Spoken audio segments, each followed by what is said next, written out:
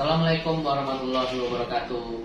Berjumpa kembali dengan saya Agus Haryanto, calon guru penggerak angkatan 8 dari SMP Negeri 32 Jakarta. Pada kesempatan ini saya tidak sendiri, saya ditemani oleh rekan guru yaitu Ibu Ulfa Marliani, guru IPA dari SMP Negeri 32 Jakarta. Assalamualaikum Bu Ulfa. Waalaikumsalam Pak. Bagaimana kabarnya Ibu hari ini? Alhamdulillah sehat. Bapak gimana kabarnya? Alhamdulillah baik, sehat juga sama, berkat doa Ibu. Baik, pada kesempatan kali ini saya akan melakukan supervisi, observasi kepada Ibu. Tapi sebelumnya saya akan melakukan dulu percakapan pra-observasi, ya, yaitu persiapan awal sebelum nanti Ibu mengajar di kelas, ya, agar Ibu nanti lebih siap dan percaya diri. Jadi adapun tujuan dilakukan supervisi adalah untuk mengetahui dan juga untuk mengevaluasi jalannya proses pembelajaran yang nanti akan Ibu lakukan. Di sini ada beberapa pertanyaan yang akan saya sampaikan kepada Ibu. Yang pertama adalah tentang tujuan pembelajaran yang ingin Ibu capai. Kira-kira apa tujuan Ibu nanti dalam pembelajaran di kelas? Untuk tujuan pembelajarannya, peserta didik itu mampu menjelaskan variabel-variabel yang mempengaruhi tentang efektivitas usaha. Jadi karena kan materi untuk hari ini pas nanti pembelajaran itu tentang usaha, energi, sama pesawat sederhana, Pak. Yang kedua ini Bu, ini bagaimana area pengembangan yang ingin Ibu capai dalam pembelajaran nanti? Kira-kira apa yang ingin Ibu inginkan dari siswa dari pembelajaran tadi? Observasi untuk area pengembangannya mungkin saya akan menggunakan dua, yaitu tentang pengetahuan sama keterampilannya ya Pak. Untuk pengetahuannya nanti peserta didik menguraikan dari percobaan usaha yang saya tampilkan melalui video sama gambar. Terus untuk keterampilannya nanti mereka menuliskan hasil dari percobaan yang telah mereka lakukan, lalu dipresentasikan ke depan di depan teman-temannya gitu Pak. Terus jadi area pengembangan yang ingin disampaikan adalah bagian aspek pengetahuan dan juga keterampilan. Ya.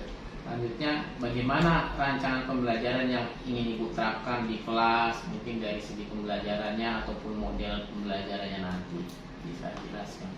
Ya Pak, jadi untuk strategi pembelajarannya itu menggunakan pembelajaran yang berdiferensiasi berdasarkan dari kesiapan belajar siswa, yang diintegrasikan dengan pembelajaran sosial dan emosional. Kemudian saya menggunakan pembagian kelompok berdasarkan dengan kemampuan pengetahuan masing-masing peserta didik tersebut. Terus untuk model pembelajarannya itu menggunakan project based learning, PBL atau berbasis masalah. Lalu untuk metodenya menggunakan metode diskusi kelompok. Lalu nanti mereka akan penugasannya itu dengan tanya jawab pada saat mereka setelah presentasi dari hasil yang sudah mereka diskusikan dengan kelompoknya. Jadi nanti untuk model yang digunakan, media pembelajaran yang digunakan untuk media pembelajaran yang digunakan nanti menggunakan media apa? Untuk media pembelajarannya itu menggunakan beberapa contoh dari usaha dalam kehidupan sehari-hari ya Pak. Kemudian nanti ada LKPD atau lembar kerjanya, lalu nanti mereka menyalinnya di Google Slide. Setelah disalin mereka mempresentasikan yang kelompoknya di depan kelas ke teman-teman yang lainnya, lalu baru ada proses tanya jawab dengan teman-temannya. Seperti itu.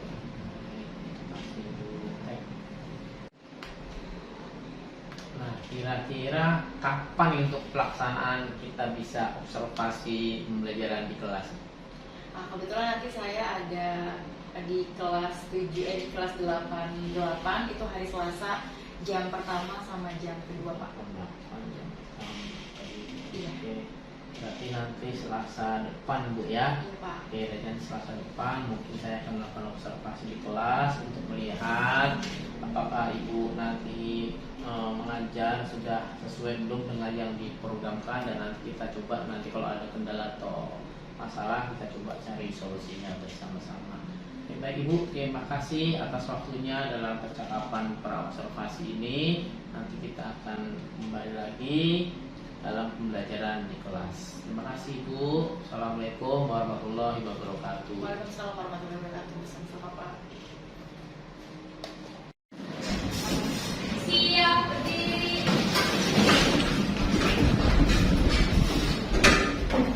Kembali salam.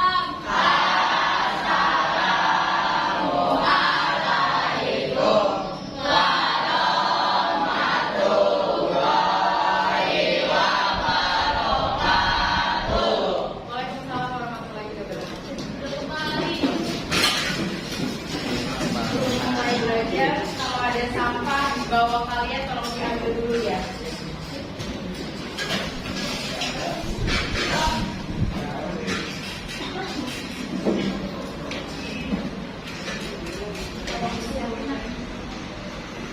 Mulai pelajaran, nanti kita berdoa percakapan kepercayaan masing-masing. Berdoa mulai.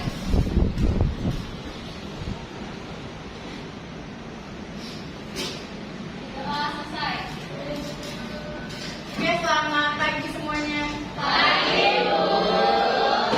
Gimana kabar kalian hari ini? Baik. Ya, sebelum kita mulai belajar, saya absen dulu ya. Tapi pada saat saya absen, tolong ungkapkan perasaan kalian hari ini setelah saya panggil namanya satu kata aja. Contohnya, Virginia. Menyenangkan. Kalian mengungkapkan perasaan kalian hari ini. Oke, paham? Paham. Oke, pertama, Abi Akbar. Hadia. Aditya Maulana. Sedih Bu. Sedih, kenapa sedih? Silakan dulu Ibu. Kehilangan uang. Apa kamu udah bawa uangnya kali Adit? Anastasia. Senang Bu. Nah, Andina Putri. Senang Bu. Nah, Ayafa. Masuk Bu. Jangan Bu. Kemana? Angkis Bu. Perhatian. Desi Amelia. Senang Bu. Happy Azza. Bagaimana perasaan kamu hari ini? Januar Ibrahim. Hampa. Sedih banget. Linggar Fatih. Lientak Nenes. Menang Bu. Muhammad Andika Pratama. Kurang senang karena apa? Muhammad Fahri Aldiansyah. Senang. Muhammad Fahri. Senang Bu. Naomi Ariyanti. Senang Bu. Nah, baiklah, hari ini kita akan masuk bab baru tentang usaha energi dan pesawat sederhana.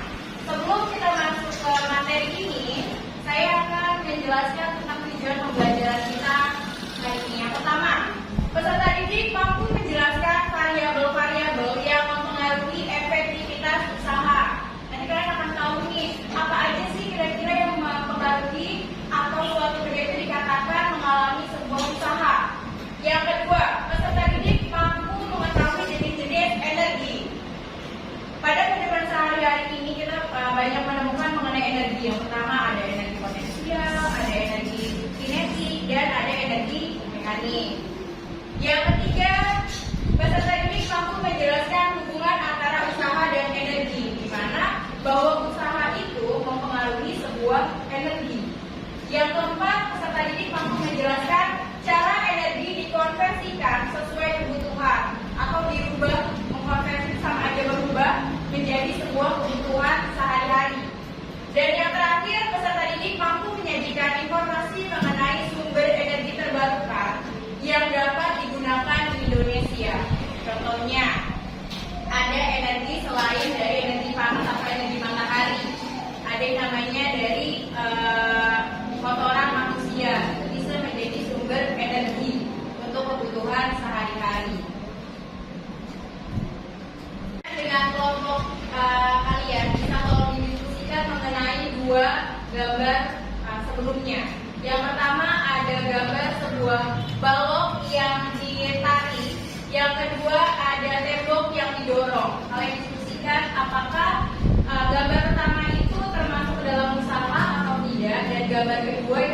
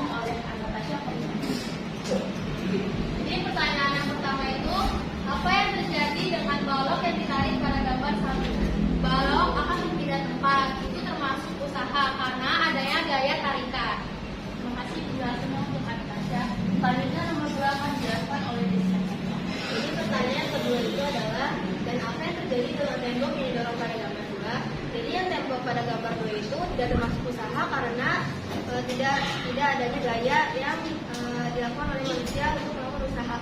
Baik, terima kasih. Tadi kelompok 2 sudah menjelaskan mengenai dari video tersebut. Kita beri tepuk tangan untuk kelompok 2.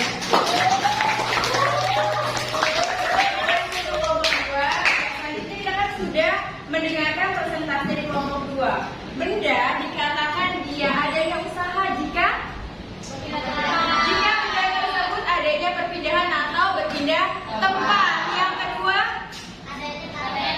adanya tarikan atau dorongan. Karena benda dikatakan mengalami suatu usaha jika mengalami tarikan atau dorongan atau sebuah gaya dan adanya sebuah perpindahan. Oke, terima kasih untuk hari ini. Untuk pertemuan berikutnya kalian tolong diskusikan dengan teman-temannya mengenai energi. Ada energi potensial, energi kinetik, dan energi mekanik. Terima kasih, kurang lebihnya saya mohon maaf. Wassalamualaikum warahmatullahi wabarakatuh. Tadi kelompok 2 sudah menjelaskan mengenai dari video tersebut. Kita beri tepuk tangan untuk kelompok 2.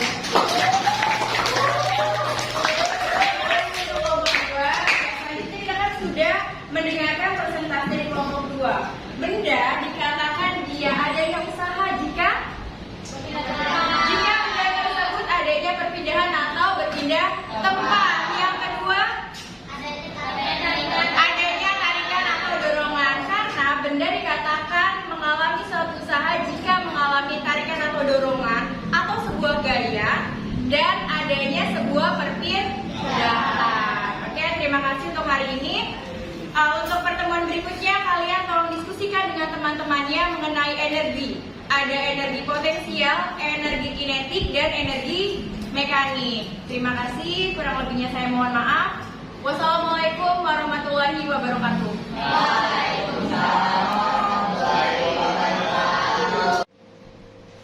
Assalamualaikum warahmatullahi wabarakatuh. Saya Agus Haryanto, calon guru penggerak angkatan 8 dari SMP Negeri 32 Jakarta Barat. Hari ini saya masih ditemani oleh Ibu Ulfa, guru IPA SMP Negeri 32 yang telah diobservasi pada kegiatan supervisi akademik. Assalamualaikum Ibu, bagaimana kabarnya? Waalaikumsalam Pak, alhamdulillah sehat. Bapak gimana kabarnya hari ini? Baik, kita sama-sama sehat ya, alhamdulillah. Jadi kemarin kita sudah melaksanakan praobservasi dan sudah melakukan observasi pembelajaran di kelas. Nah, sekarang kita akan melakukan percakapan praobservasi terkait pembelajaran yang sudah Ibu lakukan di kelas kemarin. Kita di sini akan coba mengevaluasi dan mencoba mencari solusi dari kendala-kendala yang Ibu hadapi di kelas. Jadi nantinya ada beberapa pertanyaan ya, mungkin yang perlu Ibu nanti jawab. Yang pertama berkenaan dengan perasaan Ibu nih. Bagaimana perasaannya setelah dilakukan observasi di kelas? Iya, karena mungkin belum terbiasa ya Pak ya. Jadi di awal-awal tuh saya masih tegang, tapi dengan berjalannya waktu akhirnya saya alhamdulillah baik. Tidak tegang lagi. Jadi udah lega Bu ya? Udah Pak. Oke, jadi semoga saja nanti dengan kegiatannya itu Ibu jadi terbiasa untuk diobservasi sehingga bisa tahu nanti bagaimana pengurangannya dan kelemahannya. Kemudian bagaimana juga langkah-langkah atau kita lupa satu pertanyaan. Ibu mungkin Ibu bisa menjelaskan kembali bagaimana Ibu mengembangkan area pengetahuan siswa sehingga siswa kemudian bisa menerima materi yang Ibu berikan sesuai dengan tahapan pembelajaran yang sudah Ibu lakukan. Kalau untuk tahapan awalnya itu pastinya saya membuat perangkat pembelajaran, terus kemudian untuk area pengembangannya itu dari area pengetahuan sama keterampilannya. Untuk pengetahuan, siswa itu menguraikan hasil dari tayangan yang sudah saya sampaikan, ada video sama gambar. Kemudian kalau untuk keterampilannya mereka mempraktekkan dari video dan gambar yang telah saya tayangkan itu Pak. Kemudian mereka diskusi lalu mempresentasikan hasil diskusinya ke depan kelas dengan teman-temannya. Jadi sudah berjalan dengan baikkah yang Ibu lakukan tadi? Menurut saya alhamdulillah sudah berjalan dengan baik, namun masih ada kekurangannya Pak. Menurut Ibu, apa kekurangan atau kendala yang dihadapi pada saat melakukan proses pembelajaran di kelas kemarin tadi? Untuk kekurangan atau hambatan itu yang sering terjadi tentunya ada beberapa peserta didik yang tidak ingin terlibat dalam kegiatan belajar tersebut Pak. Jadi artinya tuh peserta didik tersebut kurang aktif. Jadi ada beberapa peserta didik yang tidak terlibat atau berperan aktif, hanya mengandalkan temannya saja untuk presentasi ataupun berdiskusi. Dari pengalaman Ibu, mungkin bisa dijelaskan kenapa kok anak tidak aktif, kenapa anak tidak mau diskusi, itu apa penyebabnya? Mungkin dalam pembagian kelompoknya ya, dengan jumlah siswa peserta didik yang terlalu banyak untuk setiap kelompoknya. Jadi menggunakan pendekatan yang sesuai dengan minat peserta didik tersebut. Contohnya dibagi sesuai dengan gaya belajarnya. Untuk gaya belajar kan seperti ada auditory, visual sama kinestetik. Ya, jadi anak-anak tuh merasa jadi lebih nyaman untuk belajarnya karena sesuai dengan gaya belajarnya mereka. Kebutuhan mereka Bu ya. Iya. Jadi dengan memberikan pembelajaran sesuai dengan kebutuhan anak sehingga menjadi lebih tertarik gitu. Tapi karena tidak sesuai dengan kebutuhannya, kadang anak jadi tidak memperhatikan ya. Akhirnya itu tidak mengikuti dengan baik. Oke Bu, jadi nanti pada saat pembelajaran ya mungkin Ibu sudah bisa memperbaiki ya, dan kemudian menyesuaikan dengan kebutuhan dan gaya belajar siswa sehingga diharapkan pembelajaran berikutnya bisa lebih baik dari sekarang ya. Jadi kira-kira kapan Ibu mau menerapkan pembelajaran yang sesuai dengan kebutuhan siswa itu? Menerapkan pembelajaran berdiferensiasi sesuai dengan gaya belajar peserta didik, mungkin itu di semester selanjutnya ya Pak ya, di awal ajaran semester genap baru saya bisa menerapkan sesuai dengan gaya belajar peserta didik. Tapi paling tidak ya Ibu sudah bagus, sudah berusaha melakukan diagnostik sehingga tahu sejak awal Bu ya apa kebutuhan murid, apa gaya belajar murid, sehingga tadi kalau saya lihat di modulnya Ibu juga sudah mengelompokkan anak berdasarkan gaya belajarnya ya. Cuma dalam pembelajarannya mungkin masih ada yang terlewatkan sehingga kebutuhan murid belum seluruhnya terpenuhi. Mungkin hanya ada satu saja yang terpenuhi, yang lainnya belum terpenuhi. Oke Bu, terima kasih banyak atas jawaban-jawabannya. Semoga dengan adanya percakapan ini Ibu menjadi lebih nyaman, lebih lega, kemudian lebih bisa lagi menemukan solusi-solusi sehingga bisa memperbaiki untuk pembelajarannya ke depan, sehingga pembelajaran yang menyenangkan bagi murid bisa tercapai. Terima kasih Bu ya, dan semoga rencana Ibu bisa segera direalisasikan ke depannya. Sama Pak, terima kasih.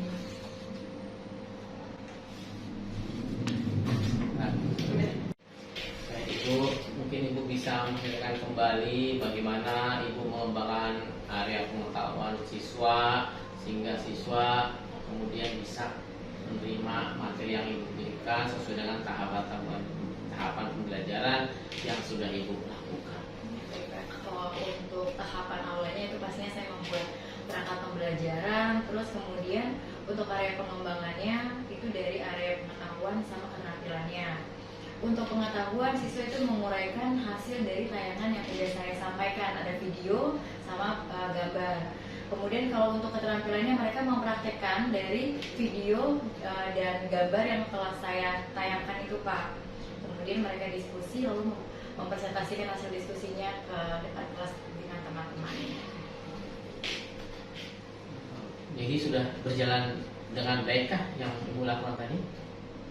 Menurut saya alhamdulillah sudah berjalan dengan baik, namun masih ada kekurangannya Pak.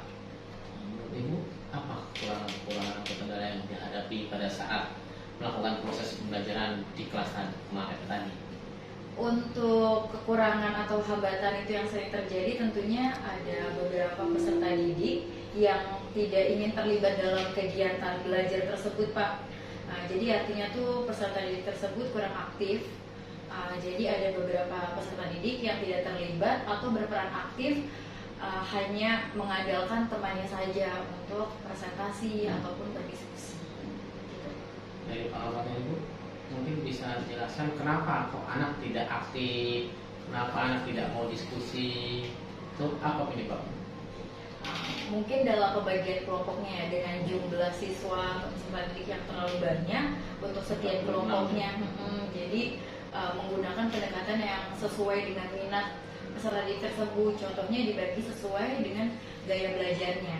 Untuk gaya belajar kan seperti ada auditory, visual sama kinestetik. Ya, jadi anak-anak tuh merasa jadi lebih nyaman untuk belajarnya karena sesuai dengan gaya belajarnya mereka. Kebutuhan mereka, Bu ya. Iya.